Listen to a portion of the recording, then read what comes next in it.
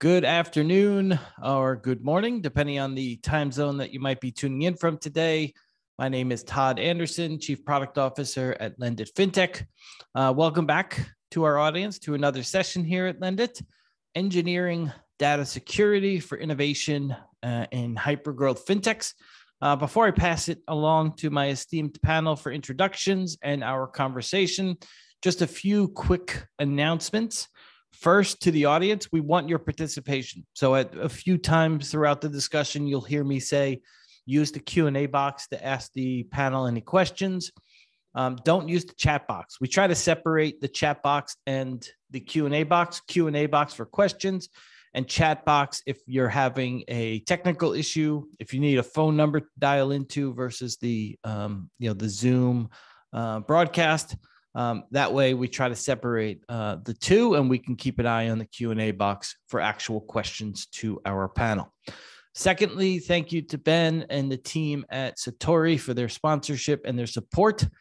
Without support from partners like you, we can't do not only these webinars and digital events, but also our large-scale in-person events. So thank you for the support and the partnership. And to our audience, thank you for coming back and being loyal Lendit listeners and viewers. Also, finally, before I turn it over to my panel, we have our USA event, May 25th and 26th, New York City. It's in person. There'll be about 4,000 attendees at the Jacob Javits Center. So if you haven't bought tickets yet, buy your tickets. If you're interested in sponsorship, just head over to lendit.com/USA. We're still accepting sponsor proposals and speaker applications as well. So check out lendit.com/USA. And without further ado, I'm going to pass it along to each of my panelists for some quick introductions. Ben, I'm going to turn it over to you first. Tell us a little bit about yourself and your firm. Thanks, Todd. Hi, and good afternoon, everybody. So I'm Ben Hertzberg, Chief Scientist for Satori, leading the research for the company. Prior to that, was leading research for Imperva, and prior to that, various other technical leadership positions. And I'm really excited about being here today. All right, thank you, Ben. And Paul, we'll go to you next. Hi, I'm Paul. I'm the compliance manager at Flinks. So Flinks provides a digital aggregation, for fintechs in the Canadian and US markets. My background very much information security, compliance, trying to make sure that things don't go bang in the night too loudly for any of the companies I've worked at. All right, and Dietrich, over to you next. Thanks, Todd. Hi, my name is Dietrich. Good afternoon, good morning, depending, or good evening, Ben, depending on where you are. I'm the VP of Data Science and Engineering at Wealthsimple. Wealthsimple is the largest Canadian fintech that offers a broad portfolio of financial products, including investing for your retirement, self-directed trading on the stock exchanges, crypto, a cash peer-to-peer app, and a tax filing app. I've been in the data industry for more than 10 years. Prior gigs include Shopify and Wikipedia. Back to you, Todd. All right, thank you, Dietrich. And so I want to kick off the session. I'd like all of your input on here, but Ben, I'll go to you first, then we'll go around the room. Obviously a lot has changed the last couple of years with what we've all been going through, the whole world's been going through. But specifically related to our conversation in fintech and financial services, has this massive influx of new people, new technology in financial services, has that changed how you think of data? Has it changed any of your processes related to data? What has the last 2 years meant for you, the data that not only you work with, but those that you service and clients and partner with? And so, Ben, I'll go to you. We'll go around the room, and then we'll get into a bit more specifics from there. Cool. So I can answer mostly for our customers and my interaction with our customers who are doing that for financial organizations. As data is exploding in the organizations, and that means that more people are accessing data. This is both horizontal and vertical, as in more teams are accessing the data, as well as more levels are accessing the data. In some of the companies, executives want to be able, at least to be able to answer questions on their own and ask questions and get data for questions on their own. There is more data.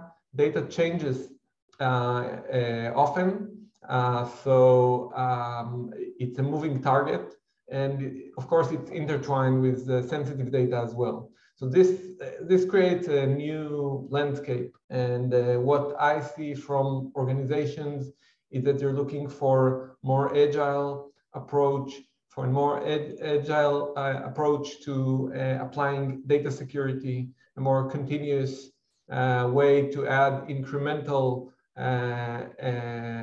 security, as well as visibility, data governance, and they're looking for such ways to keep their data secure, private, well-governed, and compliant. Paul? Yeah, I think I agree with what Ben said. Data is becoming much more, it's always been a hot topic, and it's becoming even more of a hot topic. In our space, we're very much playing in a B2B environment. So our customers, other fintechs, organizations, are very aware of the value that they have in data, but they are also aware of the risks that come with that data. So we're seeing a lot of tension within organizations between the desire to leverage data, for its business value, but to also do it in a secure way, in a way that mitigates risk, and in a way that respects customers. Dietrich, what about from your perspective as kind of the fintech on the call today? Yeah, we want to be data driven in our decision making, right? So we have this ongoing tension between giving access to data to our employees and at the same time safeguard their privacy. That's really an ongoing dance, I would say. And I think it's very important that you make the secure way the easy way, the default way.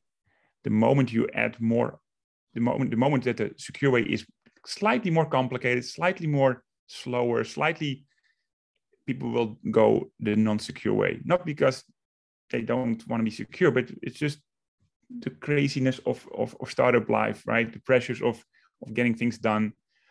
So you need to make sure that the secure way is the easy way. I think that's very important. But there's also, I think, some good news here. So as I mentioned, I come from a data background. I'm responsible for data warehousing as well. And I think like most of our analytics questions are actually don't require PII data, right? Typically, our reporting is actually aggregated to higher levels. You don't need very detailed views on your clients. Now that's very different for operational analytics, right? So I think we can really separate the big bucket of data into operational analytics, which often does require access to more sensitive data. And then you have your business analytics, your performance, right? Often aggregated at a daily, weekly, monthly level.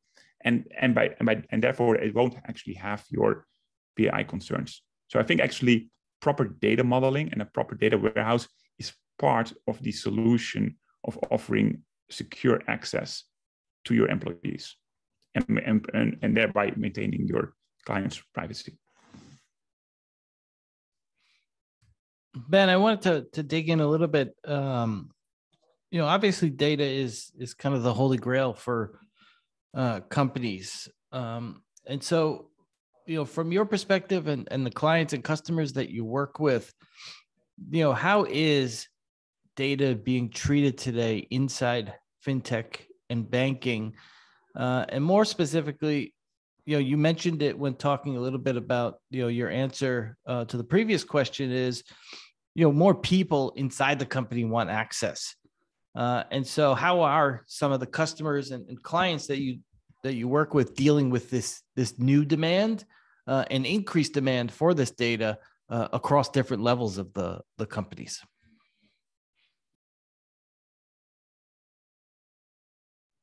You're on mute. Yeah, I am. We have to have at least one you're on mute in any Zoom. So I will start with the data is the holy grail, or the crown jewels, or the new oil, or pick your favorite metaphor. I think that more and more organizations understand that it's as well as being perhaps the biggest asset of the organization, it's also a very big liability. So that is one thing. And about the data accessibility processes and the data democratization processes that we're seeing in organizations and what they're looking for.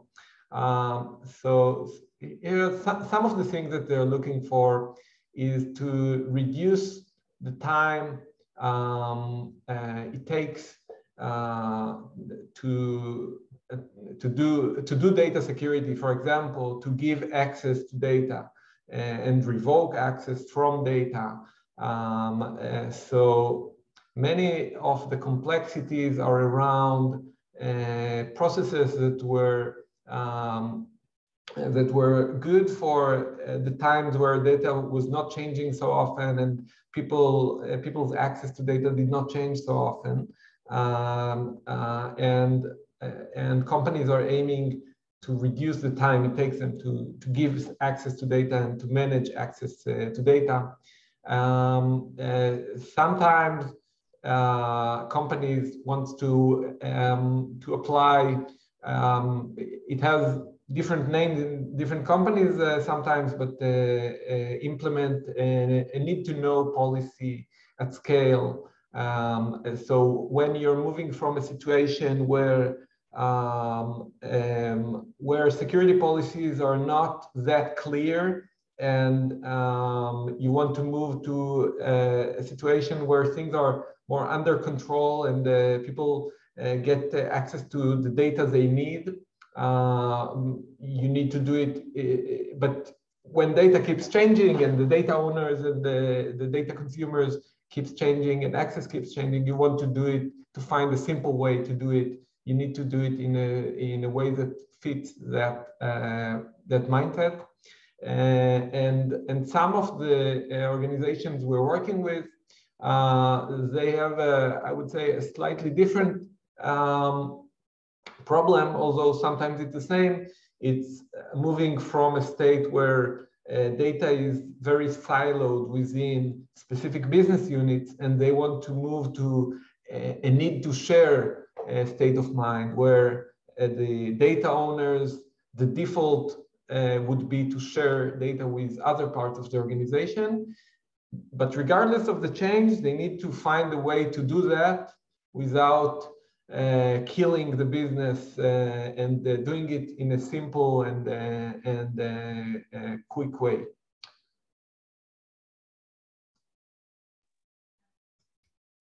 Dietrich, I'd be curious to hear your thoughts, because I think when we were on one of our calls beforehand, I think there was a phrase that you mentioned. I think doing it securely, or the secure way is the only way. Tell us a little bit more about that. Kind of, I think Ben set a good stage there, but I think the way you were describing it in one of our calls, I think would be helpful for the audience to understand.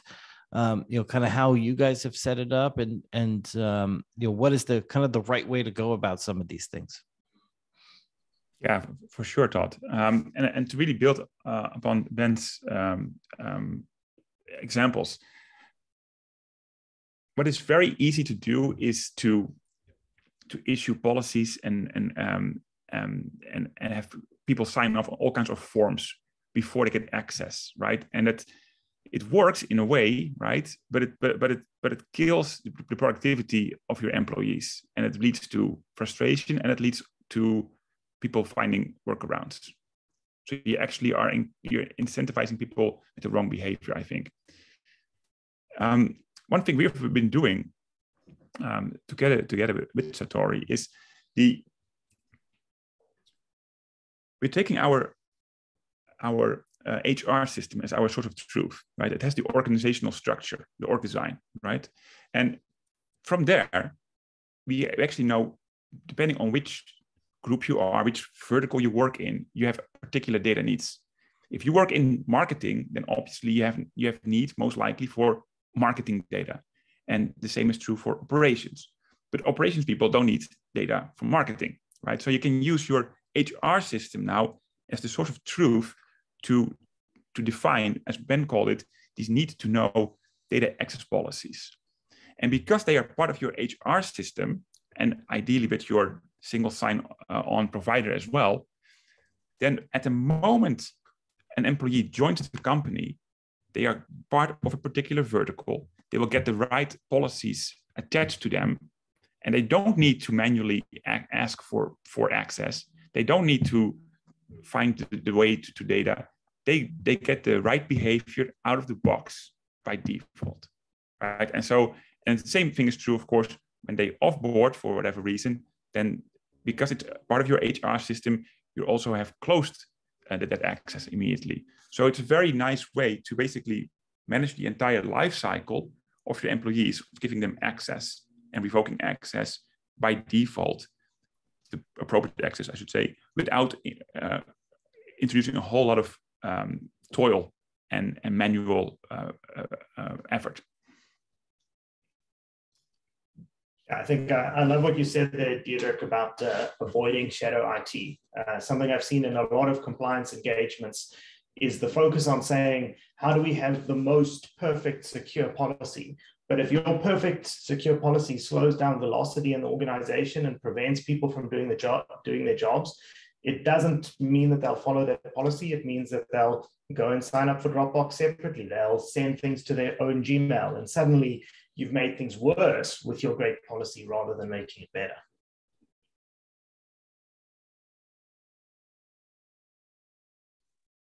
You know, but one thing that struck me when hearing you guys talk about it is, you know, it seems, you know, when you get to the point of that structure, you know, it's very useful, but not every company, especially depending on their scale. You know, earlier stage companies, there's a bit more of a cross, you know, they're crossing into different categories, or there's a need to, you know, just get stuff done. And you know, is there kind of a, I guess the way to phrase the question is, you know, how early do companies need to start thinking about this? Because there's many that think, all right, I can eventually get there. I have VCs that are, you know, I need to get growth. And so, you know, I need to maybe cut some corners here or there, or this is the way it's going to be for now. And eventually we'll get to kind of that more structure that Diederik was talking about.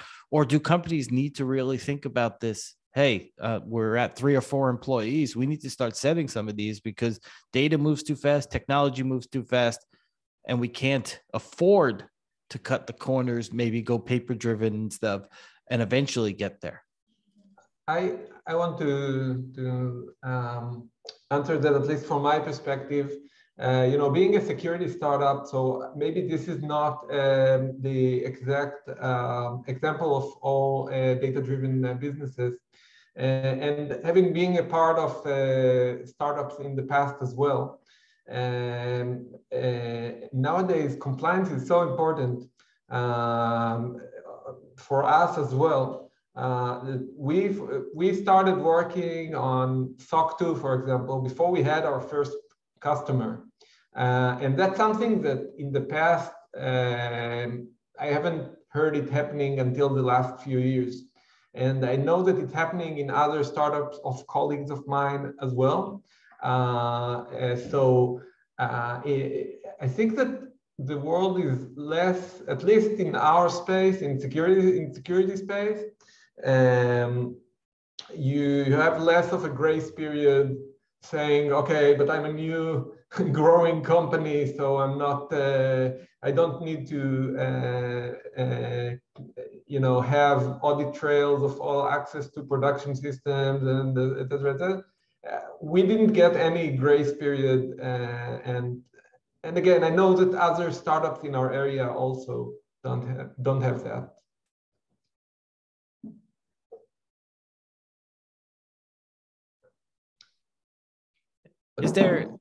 Is there sometimes a misnomer that compliance means slow? That compliance means certain boxes need to be checked, and it's not efficient because sometimes you hear, all right, we need to do it in a compliant way. There's regulatory issues, and people automatically think, all right, we need to slow down. But in reality, from what I think I'm hearing from all of you is, if it's done correctly, it actually can be an accelerant, and it doesn't necessarily have to be an impediment. Yeah, I think in terms of compliance, we have that view because, SOC 2, ISO were initially, adopted by very large organizations, and to a certain extent were even designed around large organizations. And I think in the last couple of years, smaller companies, startups, security startups like, Satori have been focusing on and realizing, that's not the only way to be secure, and you can be, SOC 2 compliant without having a whole department that runs your SOC 2 program. So yeah, I think it definitely is. The other thing I would say is that a lot of the things that are required in SOC 2 or in ISO or in other international standards are best practices and are things that you should be doing sooner or later. And like if I were to do another startup now, I would want to be implementing MFA and SSO from day one, because I've seen how difficult it is to, try and catch up on 2 or 3 years of not having taken that approach.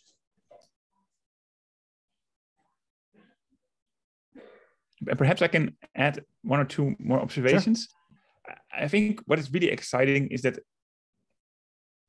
there's a lot of development happening on in the governance sphere in terms of better tooling. And so, like, the world before SSO, like Okta, was very different. But now it's like, to Paul's point, you should probably do that from the get-go if you have the choice, if you can, right? Because the burden, the migration of switching over is quite significant, and that wasn't even really feasible or that easy 5-6 years ago.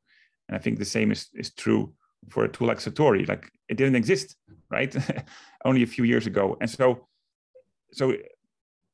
that whole, often I think,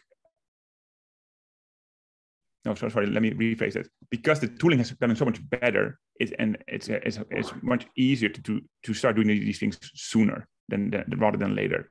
But it will always depend on the specific industry that you're working at the specific stage of your company, to determine what's the right time. Like, that is a very tricky decision. But the great news is that really the tooling has gotten so much better. So we've gotten a couple of questions here specifically on SOC 2. So since we've started to address that, I might as well bring up these 2 audience questions. One, is there I guess this one's a quick one. Is there a ballpark cost of a SOC 2?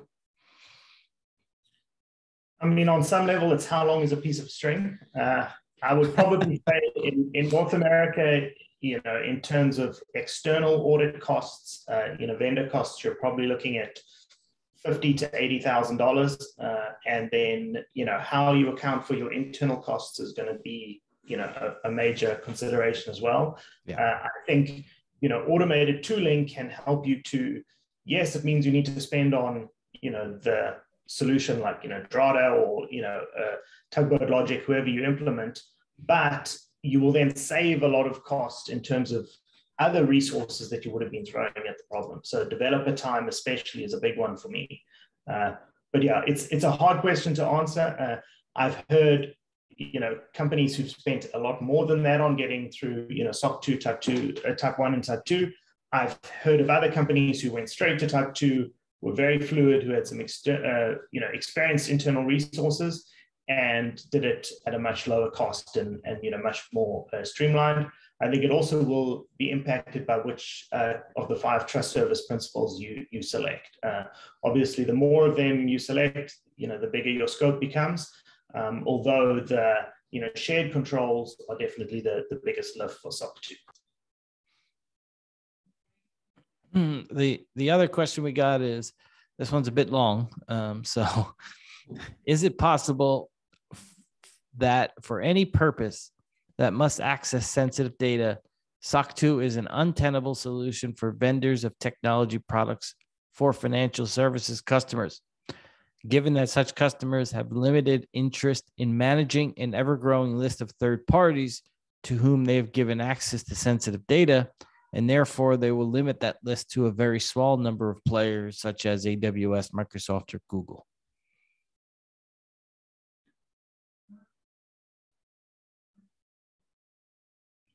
If I understand the question correct, let me get a step at this, but please feel free to add on. But I think it really makes a difference between whether you are a B2B company versus a B2C. I think in general, B2C, like if you're servicing customers, I don't think they really know what SOC means, what it gives them, and I don't think it will be very high on their evaluation list of when choosing a product. Right, it will most likely be dominated by convenience. Like, does this product give me what I need, and does it in a way that is simple and delightful? In the B2B sphere, I think it's very different, right? There you will have to go through a formal vendor onboarding process, and typically that team, that department will ask questions around, like, is this new company, are they secure, are they SOC compliant, right? And they almost can use it as a checkbox. And if you're not, you just don't even qualify, right? You don't even get to go to talk to them. So I think it really it really depends, I would say, on the type of company that you're talking about. I think what I would add to that as well, Diederik, and I think your points are very accurate. Like, it's table stakes in B2B. In B2C, it's a nice to have there. In B2C, it's a nice to have that you can leave later. Looking specifically at banks and other, FIs, lending institutions, insurance companies, it's interesting. Some of them are very aware of and very willing to go through a very technology-focused process. So considering SOC 2, considering ISO, other banks, and maybe these are the customers you've dealt with, have that attitude that you described, where they look, our vendors are AWS, our consulting company is X, and they've got 3 or 4 vendors, and they try to buy everything through those solutions. In my experience with those customers, they are often then also looking at, are there regulatory requirements that you are meeting? So are you registered with whoever the appropriate financial regulator in your industry is? Have you achieved, say, PCI DSS compliance, if that's relevant to your organization? For those banks and other FIs that have more of that traditional view, sometimes if you can approach with a regulatory approach and say, yes, we've achieved, we're regulated by FINRA, or we're regulated by whoever it is, that can be a language that they really understand.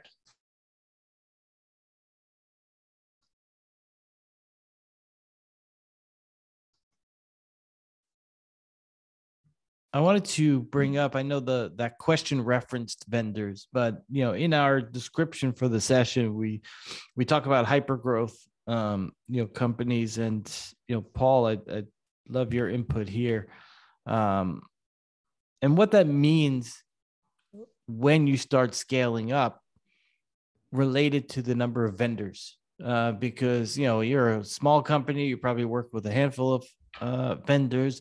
All of a sudden you have millions of customers and now you have 20, 30, 40, 50, 60 vendors that you're working with, and what that means for data access, and what that means for security, because ultimately you, as the company with the forward-facing customer, are going to be held responsible in the customer's mind. And that's a pretty big burden to take on, even if a vendor is the one that screws up in that scenario. So, how complicated does it get? And after Paul, I mean, I see some shaking heads from both Dietrich and Ben. I'd love your comments to the same question. I think focusing on the scale aspect of that, there's good news and there's bad news. The good news, I would say, is that the underlying principles and approaches that work when you have 10 customers work when you have 1 million customers. The fundamentals are the same. You need to be respecting people's consent. You need to be respecting people's privacy, being very clear with what you're doing, and taking the right technical steps. I think what is interesting as you scale is that, with any number of records, if you had a breach, there would be a business risk. But say once you have 1 million end users, if you have a breach, it's probably in the media. If you have 5 million, end users and you have a breach, you're probably talking to regulators. You're probably talking to, the privacy commissioner, to DPOs. If you have 50 million users or 100 million users, you are now a target. And as you scale up, the sophistication of those attackers grow. If you are a major bank, well, you are on the radar of advanced persistent threats, that keep us all up at night. So that's one aspect to be aware of.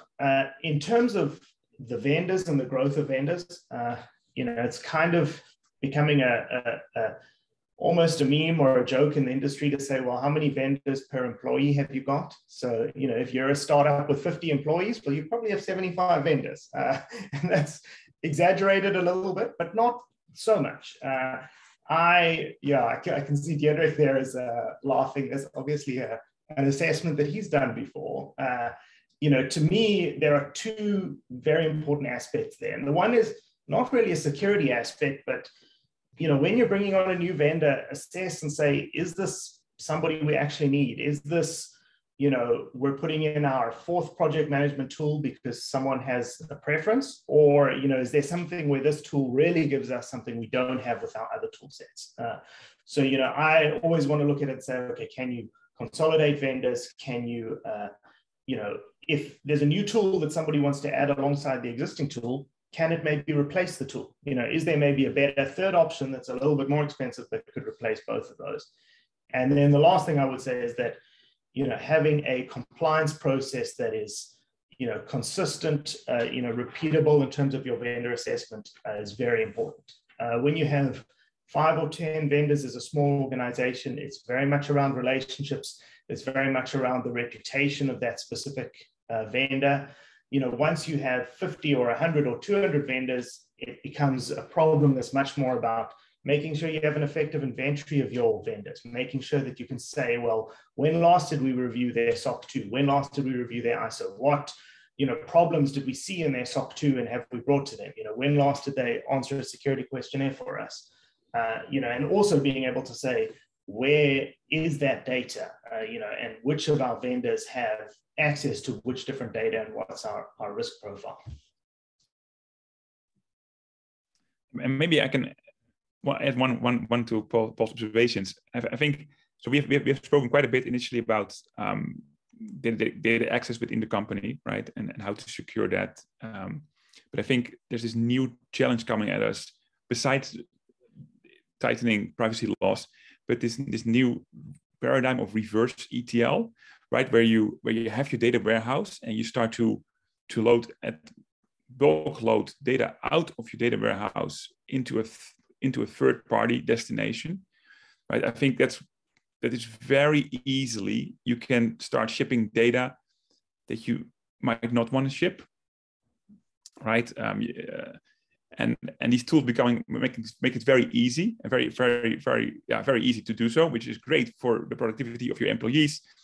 But I think for reverse ETL, we definitely need something like governance as code, where we can actually make sure that we can get sign off, I think, from the compliance team that we want to send this data like at the schema level. So like, what are the columns? What are we actually going to send? Because it's very easy to accidentally start shipping data to your CDP, to your front-end analytics platform. Like there's a plethora of tools out there that are all great and we love them and we use them. But it's very easy to make a mistake here. And then suddenly your very well protected castle with all your security and compliance and governance around it is now leaking because you didn't realize you were sending data to your vendor, and now you're effectively, it's not only you're defending your own, but you're also on the hook for their security, right? And so I think the reverse ETL wave is in desperate need of strong governance controls from the get-go. Otherwise, we will end up in the news for reasons that Paul mentioned that are not going to make us very happy. And what about from your perspective? You are a security company, and what about those that you work with and some of these complexities as they scale, and how you work with the companies and implement some of the controls that ultimately safeguard them? So I see this from this time. It's from two perspectives. One is that we are a company that's growing fast, and the other is our customers. And first of all, there's always the tension when you're a growing company between leaving technical debt and you want to build something tomorrow, but then you want to build it right. There's always the tension, and you need to pick your battles, of course, but not neglect anything completely. And in some of the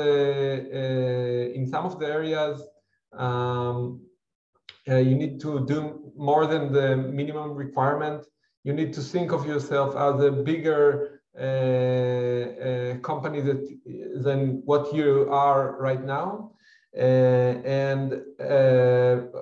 When growing in data use, what we see, there's many complexities. Some of them are operational complexities, and some of them are complexities about, well, all the things that we discussed so far about giving access and things that along the way used to be very simple because everybody knew everybody and everybody knew exactly what everybody needs. They become harder, and so again, I would say that at least for me, one of the key elements you need for such transformations is to think of baby steps, of incremental changes that can help you, and not try to boil the ocean. We see this like in the data operations world of lots of data and growing use of data. We see this as DataSecOps, as putting the security as part of this entire process and bolting it into that entire process to grow with the growing data organization needs, etc. Before I move to my next question, if anyone from the audience has a question, please click the Q&A function, ask your question, and we can go ahead and pose them to our panelists. So throw your questions in there. As we move through the remainder of our time, we'll ask them of our group as well. The next question I have is, there's obviously been a trend, I think from recollection, it's probably started in Europe, the regulatory action that we've seen in recent years. You have GDPR in Europe, you have open banking in the UK and Europe, and how that's impacted not only data and use of data, but the regulatory issue is not equal necessarily across different jurisdictions. So how do you think of regulatory issues and data privacy issues like that, even if you're not required to do it? Do you kind of go above and beyond and kind of set yourself up with anticipation that maybe some of this regulation's coming? Do you not worry about it in some cases? Kind of how do you think of that regulatory question? And that's for anyone that wants to jump in on it first. so I will jump on it first. But I will say that I'm very happy because well, all this data protection and privacy regulations are a big headache for us as an industry. But I'm looking at it from the other side as someone that, you know, my private data is also stored in many different places. And I think that we're starting to live in a golden age of understanding about the importance of privacy and that our private information should not be just lying around in public buckets somewhere waiting for security researchers or attackers to find them. And I think that with GDPR as an example, but other regulations as well, the notion that I, as a person, am the owner of my data, and I can ask the company, please delete everything you know about me, or things like that. I'm really happy about it as a human being, and it's opposed to the dark ages that we had with the Wild West of companies abusing personal data, collecting huge amounts of data about people and invading our privacy. But that's from the other side, from us being the consumer. Yeah, I think I definitely agree with Ben there. As a consumer and as a person, all these regulations are great. I think, you know, looking at GDPR as an example, there's a trend right now in that governments and regulators are not reinventing the wheel, which is great. You know, so if you look at CCPA, you know, the Californian Privacy Act, it follows very closely to the principles that GDPR established. If you look at the new, you know, regulation that's coming into force in Quebec and Canada, again, it's a similar case. So I think, you know, because of that trend, you know, if you are, let's say you're a B2B, you know, organization in the US, in a state where that hasn't happened yet, it probably makes sense for you to start and look at, okay, what are the regulations in other states? Are there trends there? And chances are, you know, the regulators in your state, the legislature in your state will be putting in place laws similar to that in the coming years.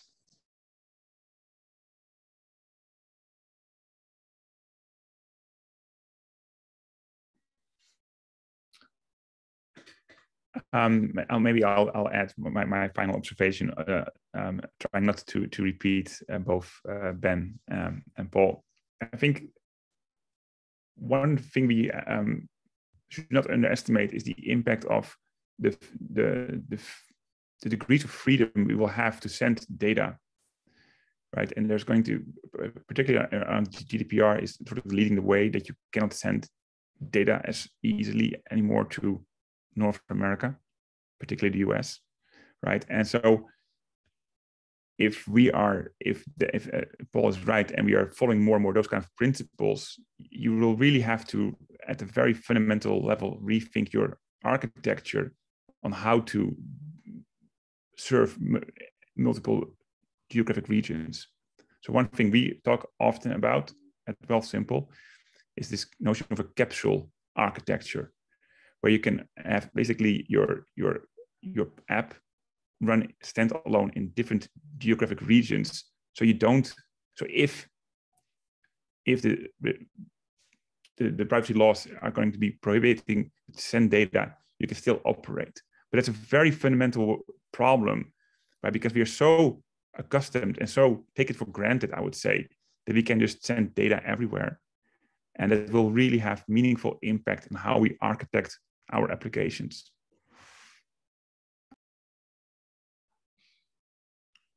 You know, part of our discussion here is obviously around security. You know, one question I've been thinking about lately is fraud rings and fraudsters are obviously, and in many ways they do it blatantly, kind of coordinating more and more these days. They're making, kind of more concerted efforts. It's not just a fraudster. It's probably a group or an organization of fraudsters in some ways. And, they're obviously very blatant about it in Reddit or other different types of forums where they can kind of coordinate. Do you think in financial services and fintech that it could be beneficial for maybe not sharing all sorts of data, but sharing some level of data with one another to kind of do the opposite, which is work together to catch or at least identify some of these fraudsters? Because it seems if they're putting their resources together, it would make sense for the fintech or financial services industry to become a bit more cooperative in this sense as well, because it's only going to get more and more complicated with fraudsters over time. But it doesn't seem as if it's happening as widespread as the fraudster side. I think it's starting to happen. I think it's starting to happen organically. Definitely a trend I've noticed. Security assessments, or going through a vendor assessment. 2 years ago, it was very much a one-directional thing. So the company would be saying, the prospect would be saying, do you have X, Y, and Z? And if you don't have it, why don't you have it? Now, vendor assessments have almost become like a meeting of the minds. A time when we can understand, okay, as a prospect, what's their security? They can understand us as a vendor. What's our security? We can learn from them. They can learn from us. And we've had, follow-up calls scheduled where it's like, oh, you guys are running a bug bounty. Let's understand that because we're in the process of launching ours. So I think it's happening. I think there's a lot of opportunity for it to be more formalized and more, structured, which I think, industry bodies can definitely help with those engagements.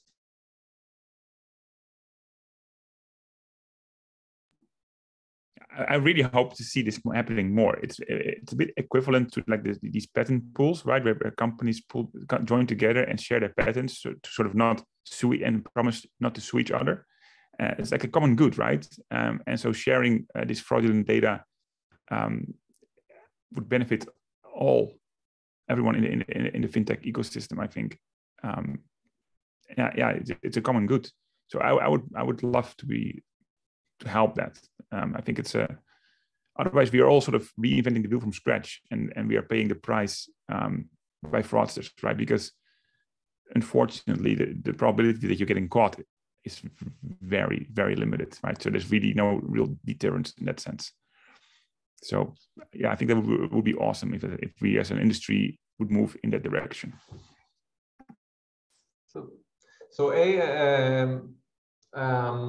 From my previous history, looking at cybercrime in general, it has very large organizations they do DevOps, they do like the really companies doing this, or groups of people doing it, but with a lot of resources, and sometimes it's amazing. Looking at the size of this beast, it's amazing, and I think that it would be interesting to see things like using what's used in ads in the ad world, data clean rooms, using the same for I don't know, maybe it's already used, but using the same concept technologically of being able to know about shared identities without exposing private information. I think it can be something very interesting and something that can be very good for for financial institutes.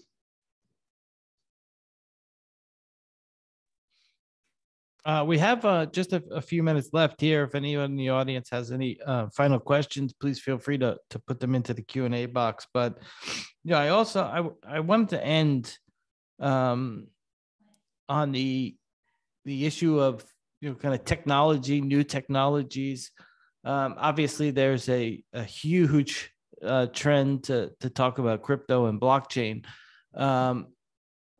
Is there, I guess, something that you're keeping a close eye on? Is it crypto? Is it the blockchain that could potentially be game changing when it comes to data and security at the same time? Or is it more of kind of what we've been talking about, which is kind of this constant iteration of working with the right people, having right processes in place, and the thinking or the thought of a blockchain type solution could actually be a negative in the sense that you might think it's the ultimate, when in reality, some of the stuff we've already been talking about is really the more secure way to go, which is iterative and slow and steady over time, and keep those processes up to date and kind of organized.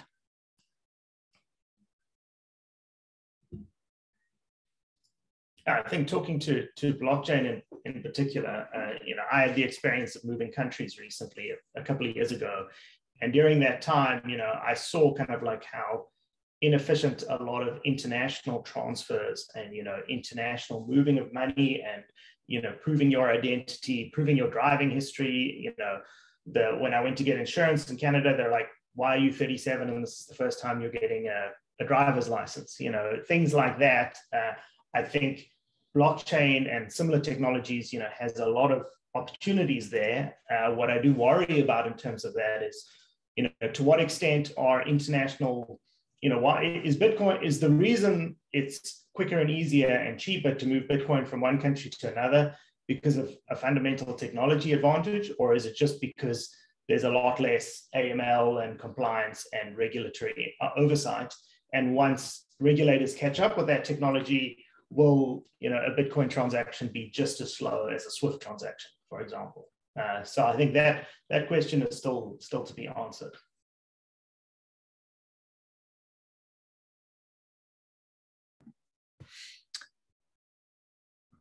To get back to your question, Todd, I think, yes, we are keeping a very close eye on it.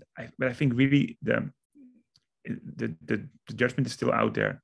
Like, we typically, as people, I think we overestimate the impact of a technology in the short time, and we underestimate it in the long time.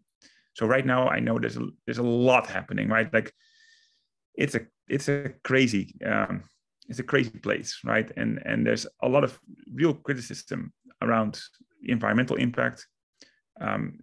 Is there actually real value here? Is it actually really solving a real problem? Is it right? But there's also very interesting things at the same time, like the fact that we have NFTs and that artists now get paid, and we are no longer intermediated between with a gallery or representative, right? So there's so much happening in this space, and I'm just giving like a few examples. I'm sure there's a lot more. So it's really hard for us to say right now where this is going. That's why I think Wealthsimple is, we are participating as a way to offer crypto to our clients, and to learn the technology, to learn what the customer wants, to learn how the regulator is thinking and sometimes rethinking their position. There are some real big questions, as Paul was alluding to, around governance, around AML. So I think our answer has been and is going to be, we're going to keep a very close eye on it, but too early, at least my personal opinion is, it's too early to make a call whether this is here to stay or not.